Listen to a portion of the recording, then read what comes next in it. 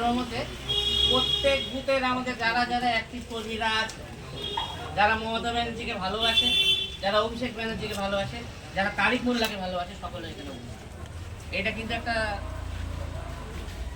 ঘটনা যেটা আশপাশে অনেক জায়গায় দেখা যাচ্ছে। তার মানে কি, আমরা যে এত বছর ধরে রাজনীতিটা করছি, আমাদের ওয়ার্ড সভাপতি, আমাদের কাউন্সিলর তারিক মোল্লার নেতৃত্বে আমাদের রাজনীতিটা সই দিকে ছিল।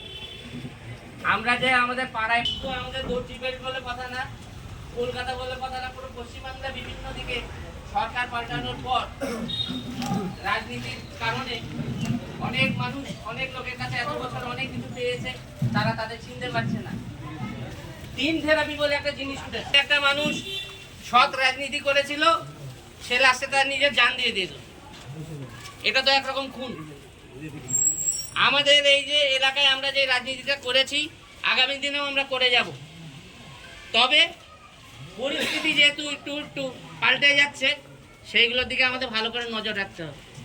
আমি মনে করিয়ে দিতে চাই, 4 মে ওই দিনটা মনে করে দেখো, কিছু কিছু মানুষ তারা কিন্তু হেসেছিল আমাদের কমের ভেতরে, তারা খুশি হয়েছিল সেদিন। তাদের ওই সংকীর্ণ যে মনোবৃত্তি, তারা তাদের কি রাজনীতি এখন ওস্তাদি করে বেড়ায়, তাদেরকে আমরা জায়গা ছাড়বো? ছাড়তে পারবো না। আমরা রাজনীতি করেছি তৃণমূল কংগ্রেসের হয়ে, এখনো করি, কিন্তু আমরা আমাদের কমকে আগে দেখি।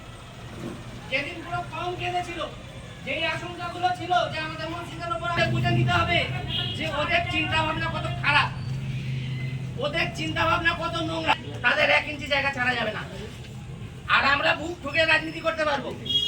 কোনোদিন কোনো রকম ফাঁস তো দিইনি আমরা, ওই জন্য আমাদেরও ডিম ফাঁসের কোনো ভয় নেই। মনে রাখতে হবে কিন্তু, পাড়ায় পাড়ায় বিজেপি ডাইরেক্ট ঢুকতে পারবে না।